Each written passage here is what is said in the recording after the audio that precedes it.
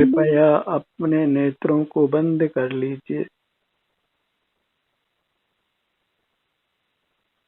बाहर का भौतिक जगत बहिर्मुख रहने के लिए बहुत से प्रलोभन देता है।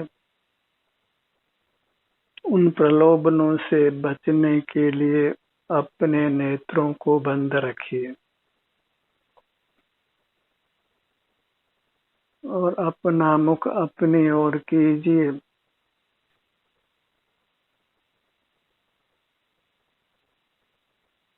हमारा आभ्यंतर शरीर हमको मोक्ष सुख देता है, परमात्मा पद देता है। इसलिए बाह्य जगत के प्रलोभनों को छोड़कर अपनी ही चेतन काया से युक्त रहिए।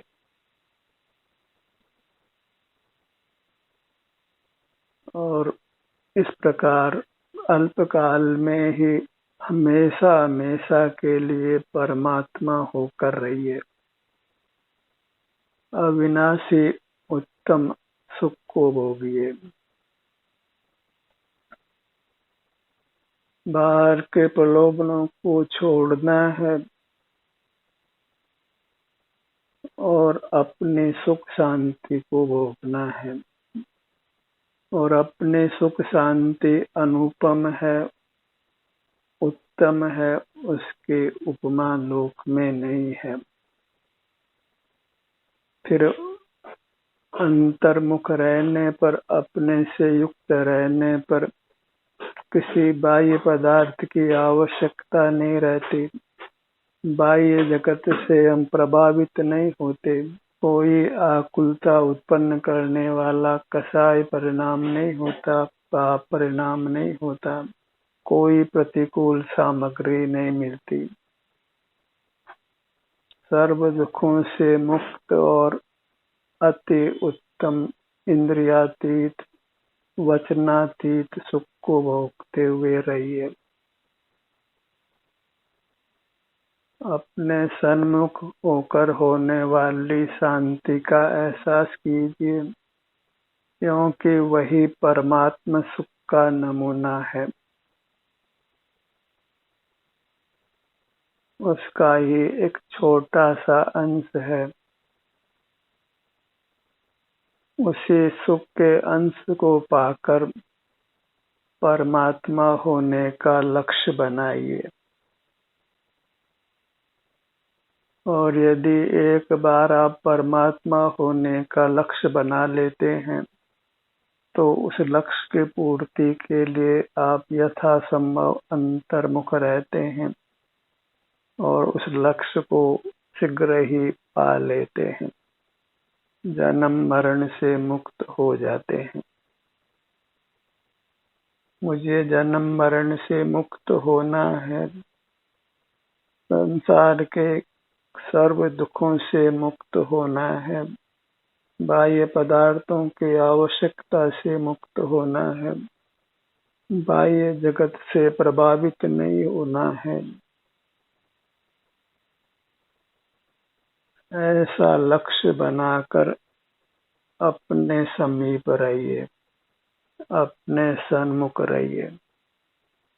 और यदि आप ये लक्ष्य बना लेते हैं कि मुझे मूर्त काया के बंधन से रहित होकर परमात्मा बनना है, स्वयं भगवान बनना है, सुखवान बनना है, जन्म मरण से अतीत होना है, मूर्त के बंधन से मुक्त रहना है, राग द्वेष जनित आकुलता से रहित रहना है, तो फिर आपको परमात्मा होने से कोई रोक नहीं सकता है।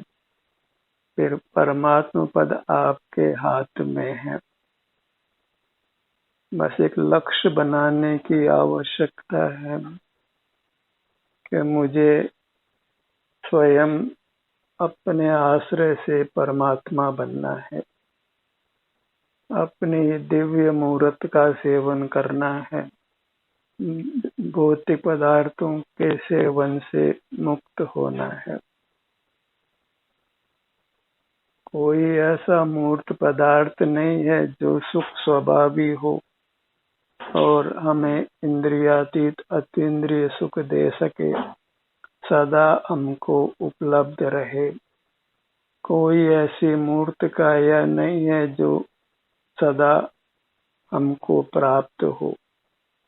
जो जन्मता है वह मरता है, इसलिए किसी को भी मूर्त काया स्थायी नहीं है।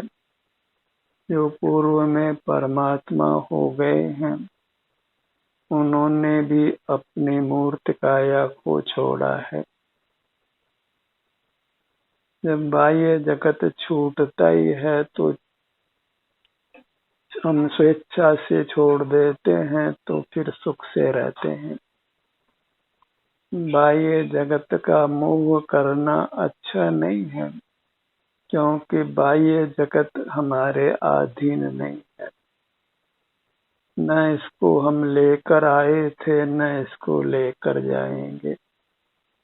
कोई भी परिजन हम लेकर नहीं आए, कोई भी मित्र हम लेकर नहीं आए, ये मूर्त काया भी लेकर नहीं आए, धन भी लेकर नहीं आए और ये सब कुछ लेकर नहीं जाएंगे।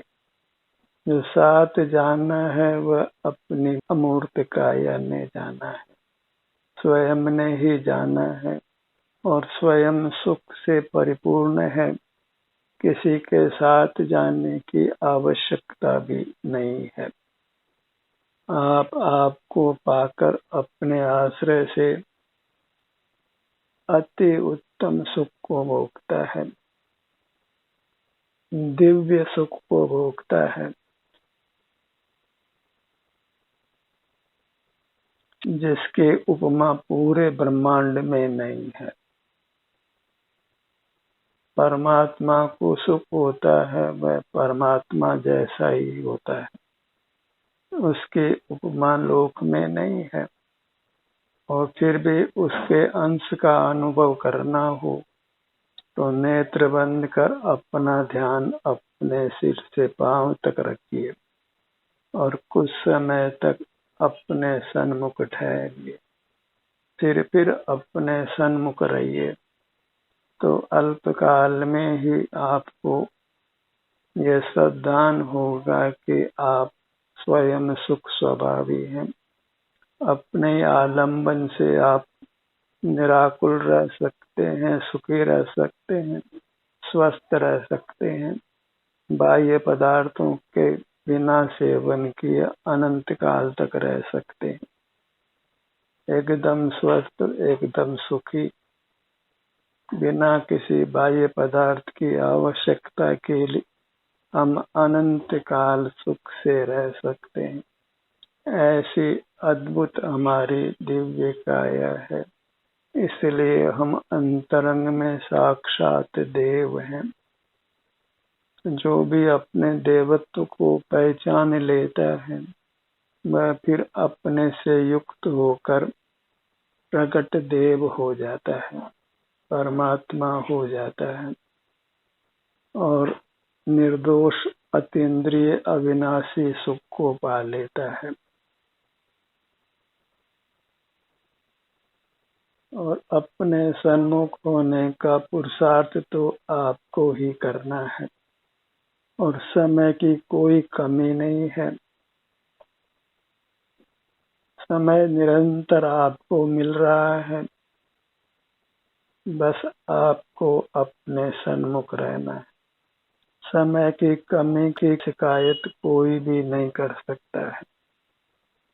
पल पल करके अनंत काल हमको मिल गया है और आगे अनंत काल मिलने वाला है और हम विश्वों का ही सुख लेना चाहते हैं। धन के लाभ को ही लाभ मानते हैं, धन से आने वाले पदार्थों से सुख मानते हैं, तो फिर ये मोक्ष का मार्ग आपके लिए नहीं है। फिर मोक्ष आपसे अति दूर है, फिर आप मोक्ष की श्रद्धा भी नहीं कर सकते हैं। आप परमात्मा हो सकते हैं, ऐसी श्रद्धा भी आपको नहीं हो सकती है। आप जन्म मरण से मुक्त हो सकते हैं, मूर्त काया से मुक्त हो सकते हैं, सकल दुखों से मुक्त होकर सदा कल्पनातीत वचनातीत सुख को पा सकते हैं। बहिर्मुख जीवों को ऐसी श्रद्धा नहीं होती, इसलिए वे बहिर्मुख ही रहते हैं, बाहर से सुख पाने का प्रयत्न करते हैं और अपने सुख स्वभाव का उत्तम सुख नहीं भोगते हैं।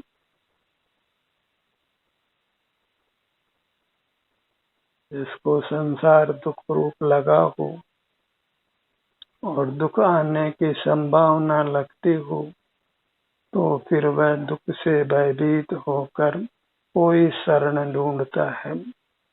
कोई बाहर मंदिरों में, तीर्थों में, किसी गुरु में शरण ढूंढता है, किसी परमात्मा का विकल्प करके सुख ढूंढता है। कोई अधिक धन कमाकर, नाम कमाकर सुखी होना चाहता है, कोई बहुत आगम पाटी होकर सुखी होना चाहता है, पर ये सब कुछ नहीं करके बस अपने सन्मुख होने मात्र से ही सुगमता से सुख की प्राप्ति हो जाती है। ऐसी श्रद्धा अत्यंत विरल जीवों को ही होती है, जहाँ फिर वह कहीं बाहर शरण नहीं ढूंढता है, कहीं बाहर शरण नहीं देखता है, अपने को ही पूर्ण शरण रूप स्वीकार कर अपना ही बारंबार अवलंबन करता है, फिर अपनी मूर्त को ही ध्याता है, अपना ही सेवन करता है, किसी बाह्य पदार्थ का सेवन करना नहीं चाहता।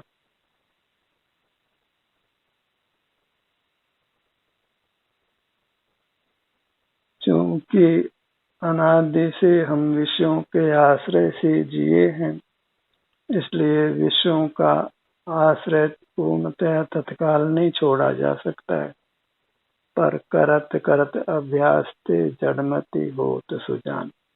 जो जो हम अपना आश्रय करते हैं, त्यों त्यों पर आश्रय की आवश्यकता कम होती जाती है और अंत तो गत्वा समाप्त हो जाती है और हम हमेशा के लिए परमात्मा हो जाते हैं, अपने अमूर्त स्वरूप को, आनंद रूप को पा लेते हैं, प्रकट कर लेते हैं।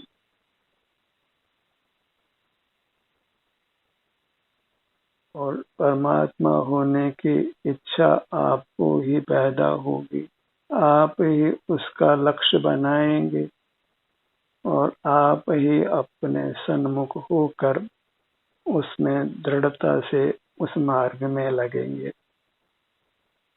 सब कुछ आपको ही करना है, किसी की कृपा से, अनुकंपा से आप कदापि सुख नहीं पा सकते हैं, परमात्मा नहीं हो सकते हैं, क्योंकि पराधीन सपने सुख नहीं और स्वाधीनता में दुख नहीं है।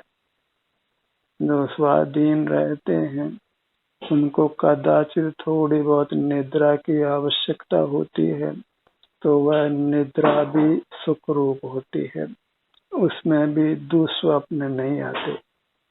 और जो बहिर्मुख रहते हैं वे तो दिन में भी आकुल व्याकुल रहते हैं और रात्रि में भी उनको दुस्वप्न ही सताते हैं। उनका जीवन तो सर्वत्र सर्वथा दुख रूप ही रहता है। कहीं न कहीं बाह्य पदार्थों को पाने के लोभ में, यश को पाने के लोभ में कहीं न कहीं वे दुष्पाप में पड़ जाते हैं और अपना सर्वनाश कर लेते हैं, और नहीं तो अस्वस्थ होकर असह्य पीड़ाओं को भोगते हुए आयु पूरी करते हैं और अपना श्रद्धा नहीं होने से, वीतराग नहीं होने से उत्तम गति को भी प्राप्त नहीं करते हैं। और हमारा इतिहास भी कुछ ऐसा ही है। अनादि से हम जन्म मरण ही करते रहे हैं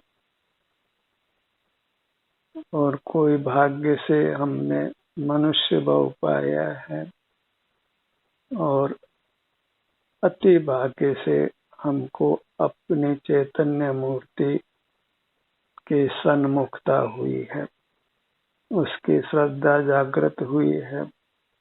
तो इस कार्य को हमने गति प्रदान करना है ताकि इस श्रद्धा का विस्मरण नहीं हो, बाह्य जगत के प्रलोभन में हम नहीं आए, बाहर की उपलब्धियों का आकर्षण हमको बहिर्मुख नहीं रख सके।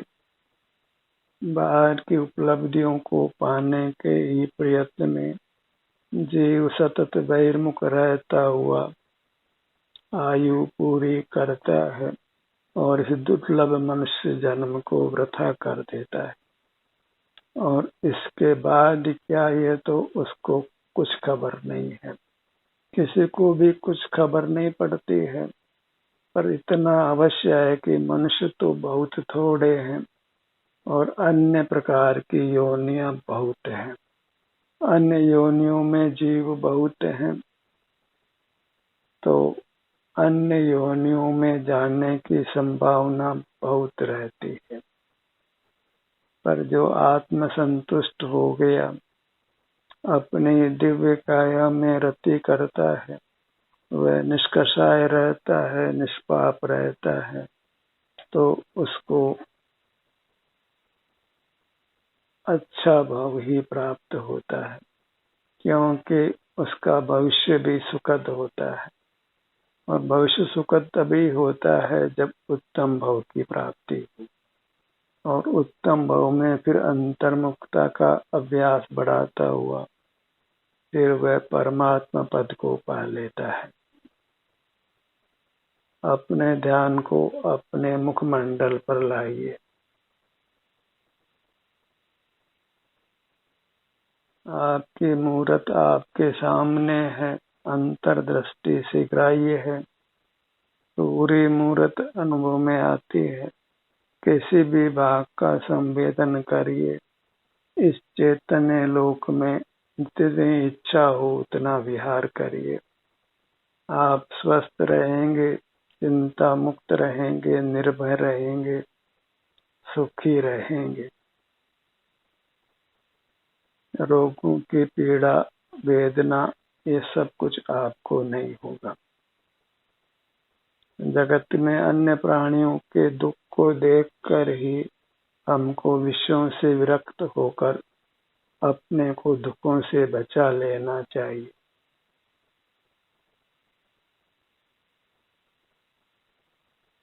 अपनी काया बड़ी है तो नाना विभाग कल्पित करके हर विभाग में रही सुख की अवस्था को अनुभव में वेदन में लीजिए। समझदार को इशारा ही काफी होता है। अपने सन्मुख होने का इशारा प्राप्त कर फिर निरंतर अंतर्मुख रहने का ही प्रयत्न करिए। अपने ध्यान को अपने ललाट भाग पर लाइए।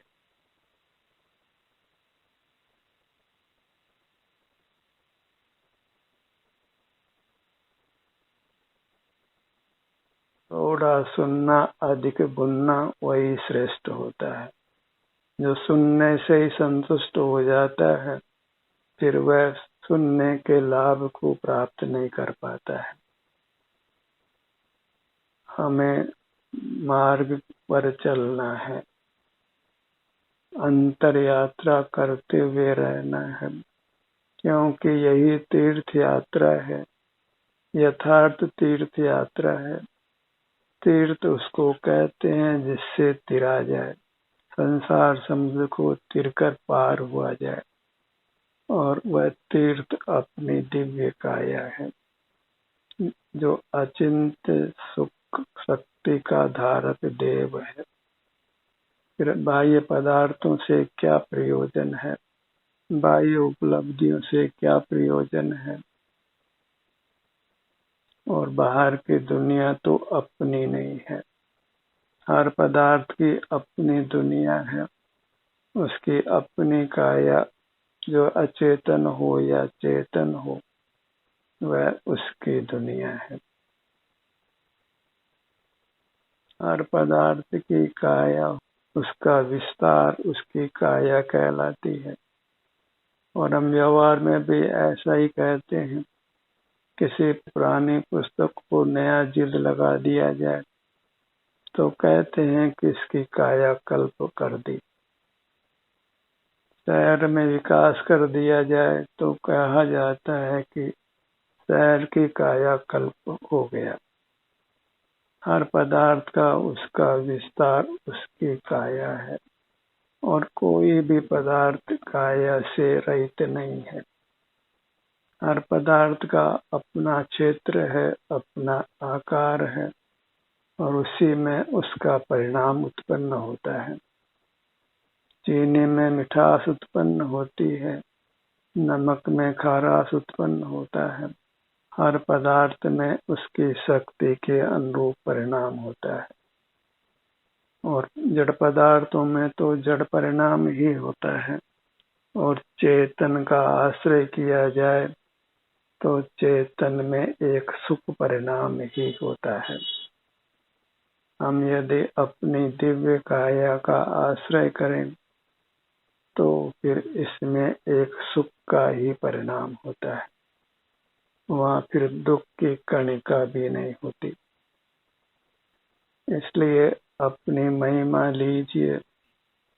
आप परमात्मा हैं तो परमात्मा की जितनी महिमा होनी चाहिए वह सब महिमा अपनी लीजिए। मैं पामर हूँ, मैं पतित हूँ, मैं पापी हूँ, ऐसे खोटे विकल्प करना बंद कीजिए। मैं संसारी हूँ, यह विकल्प भी नहीं करना है। अंतर में देखते हुए, अनुभव करते हुए, यही एक अल्पकाल के लिए आप विकल्प कर सकते हैं कि मैं आनंद मूर्ति हूँ, मैं परमात्मा स्वरूप हूँ, शिव स्वरूप हूँ। और ये विकल्प ही करते नहीं रहना है। ऐसे आनंद मूर्ति के आनंद को भोगना है। जैसे भोजन सामने हो और उसके हम गीत गाएं कि भोजन अच्छा है, स्वादिष्ट है, पुष्टिकर है, स्वास्थ्यकर है, हमारी क्षुधा को मिटाता है, हमें पुष्ट करता है। और ये सब विकल्प ही करते रहें, भोजन का निर्विकल्प होकर सेवन नहीं करें तो फिर भोजन के गुणगान का कुछ फल नहीं है।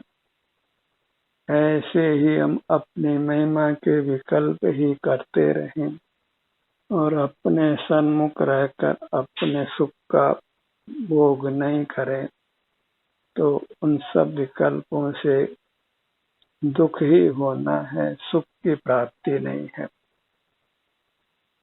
हमें अपनी महिमा लेकर अपने सुख का आस्वादन करना है, भोग करना है, सुखी रहना है। अपने ध्यान को अपने धड़ भाग पर लाइए।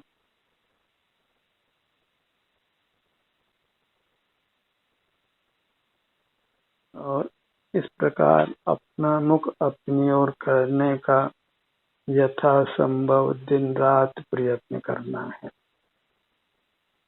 अपने अनुभव में ही अपना समय व्यतीत हो तो फिर परमात्मा दशा दूर नहीं है।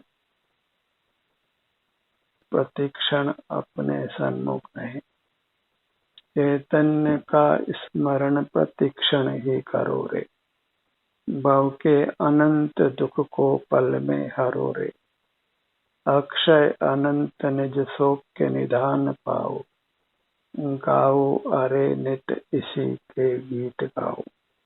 अपनी ये चैतन्य मूर्ति जो सिर से पांव तक है, जो हम ही हैं, बस इसी के गीत गाकर, इसी का इस अनुभव करके हमें सर्व दुखों से मुक्त होकर संपूर्ण सुख को पाना है और हमेशा के लिए पाना है। इसका लक्ष्य बनाइए।